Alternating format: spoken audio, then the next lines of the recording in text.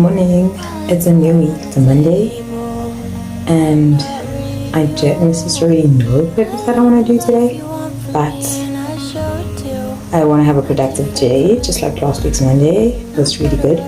I'm contemplating if I want to go into campus, but my problem with going to campus is the library's Wi-Fi is not serious. Like it's there's no point. So I'll think about it, and if I do decide to go, hopefully it's working, because I don't want to take my laptop to campus. I really don't, because that thing is so heavy. No. So depending on whatever happens, I might just end up in the library, which would be nice, because I actually still have to finish that book. I still haven't gone back. Yes, it's been a couple of weeks. Yes, life happens. Things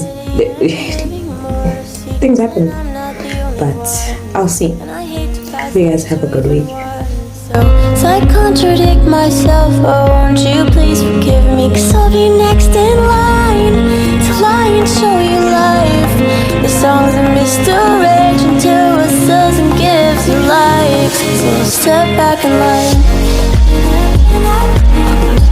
So now step back in line. So now step back in line.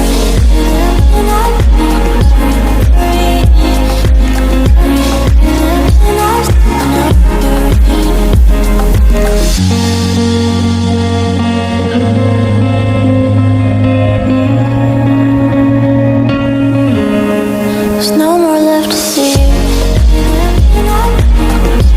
So now step back in line. So now step back in line.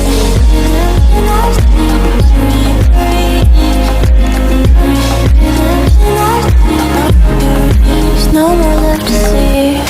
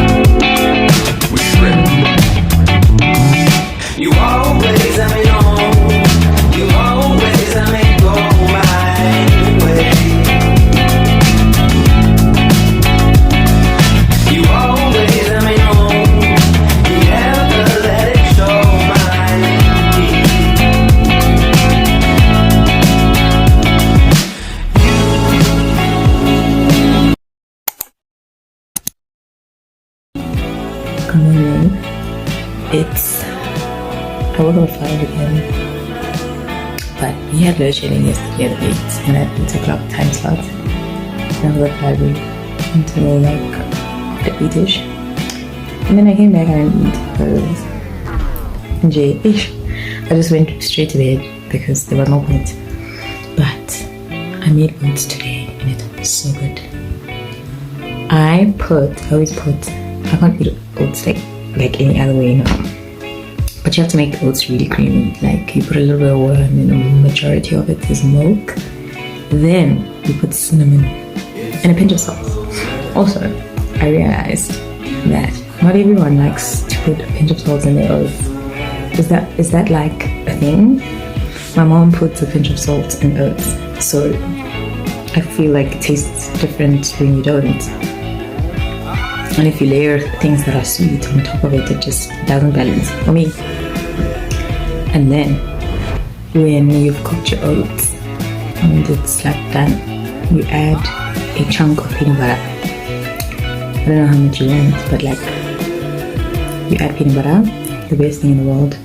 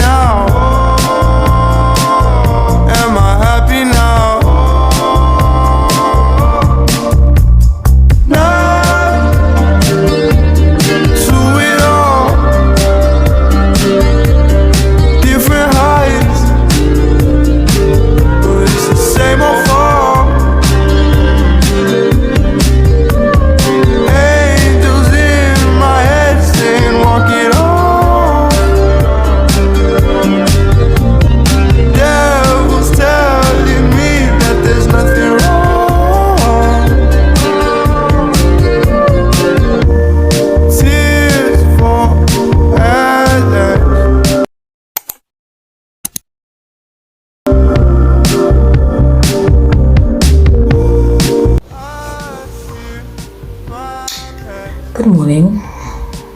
It's Wednesday today and I'm starting the morning off quite slow. I tend to start my mornings off quite slow actually. But the one thing that's been on my mind this whole week is this one tweet I have in my bookmarks where I don't remember who the person who tweeted it is, like the gender, so I'm not gonna specify. But basically, what the person said was, in research, I think it was a female, you have this thing where you constantly feel like you're working, you're doing the research, right?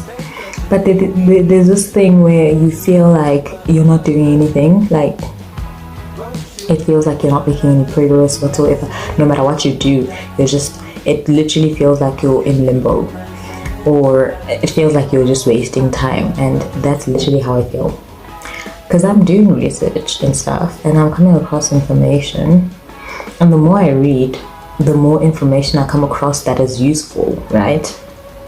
But have I utilized that information yet? No. So I sort of feel like I'm not making any progress, but I am making progress, but the progress doesn't show itself yet, but it will eventually show itself. So you're constantly just going back and forth with that, and it's so frustrating.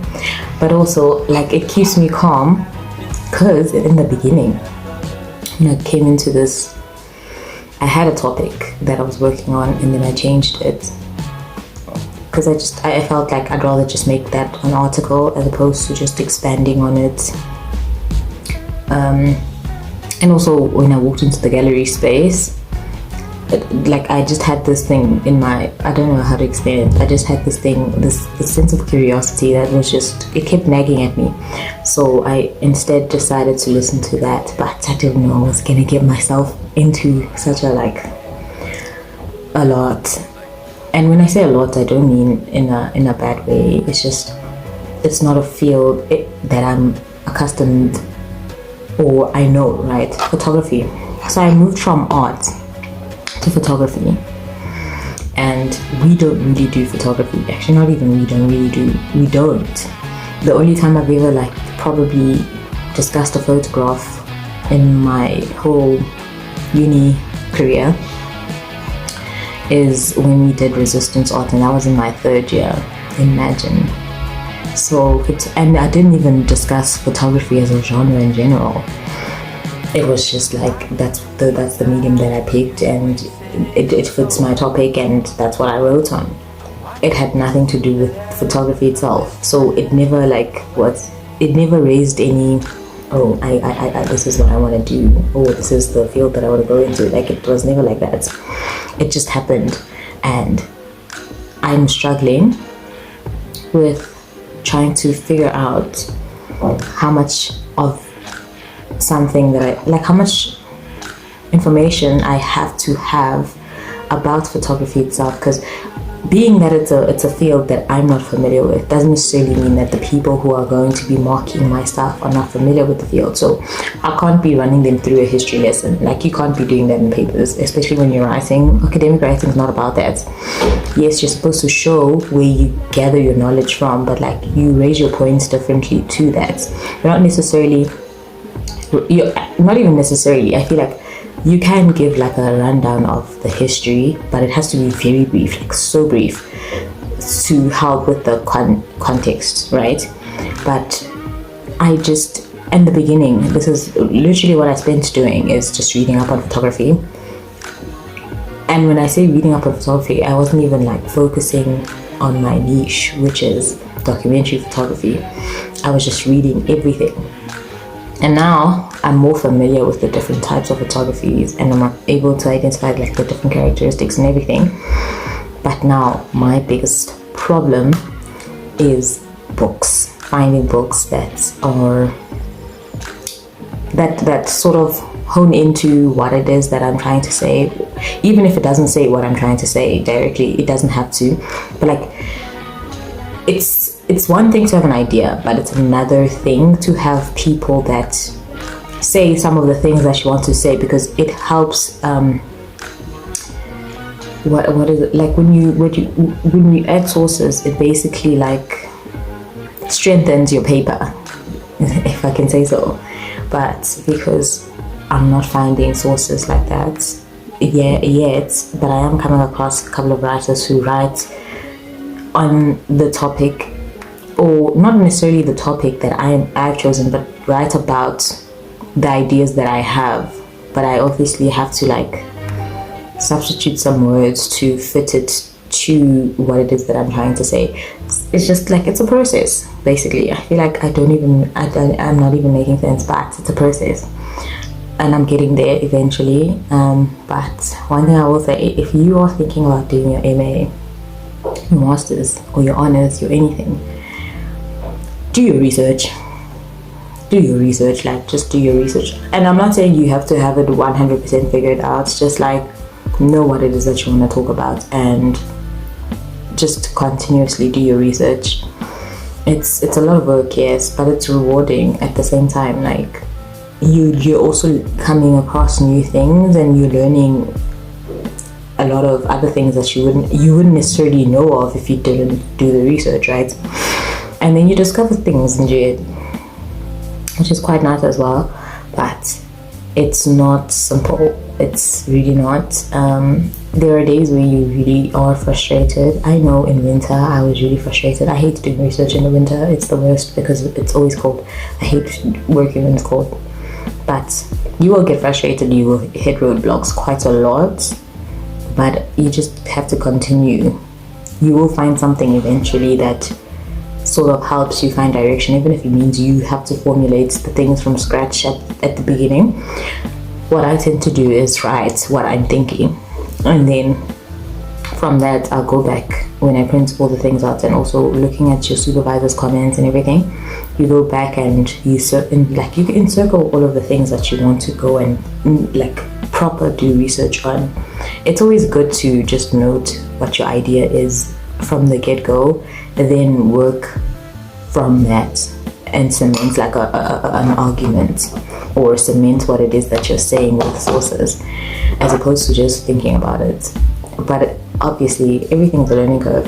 I think I thought in honors that honors was challenging, but masters is challenging. Like, it's not challenging to an extent where I'm just like, it's impossible. It's not impossible. I don't think you find yourself in situations where things are impossible. It's just finding a way to navigate through it is not as simple. And I never thought it would be simple, but I didn't expect it to be this frustrating. But I still am enjoying the journey, and I feel like I'm making progress. Progress is always good. That's all I can say. And then having something written after the progress is even better. But you know what? Life happens, things happen. And well, I don't know what to say, but this is where I am. And hopefully things happen for me soon. That's all like I could possibly hope for. Yeah. It's a journey and a half, but I'm gonna get there. Like, I'm gonna get there. That's all I know. I see my past Different, I guess. like it's still around, but am I happy now? Am I happy now? Are you happy now?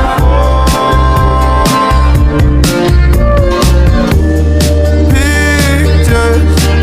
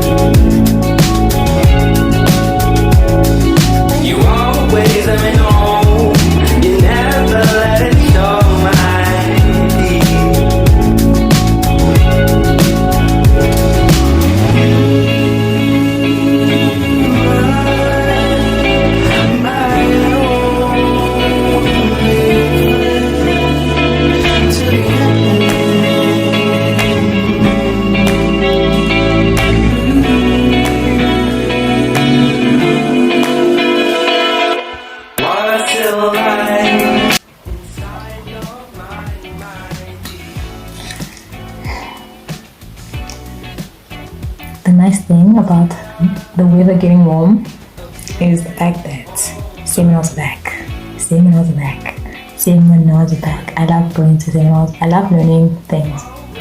And I just love when other people present information to be, especially new information, things I'd never think of, because like you don't get exposed to a lot of information outside of the things that you study unless you actively are searching for it. But like you can't be consuming that amount of information all the time as a person.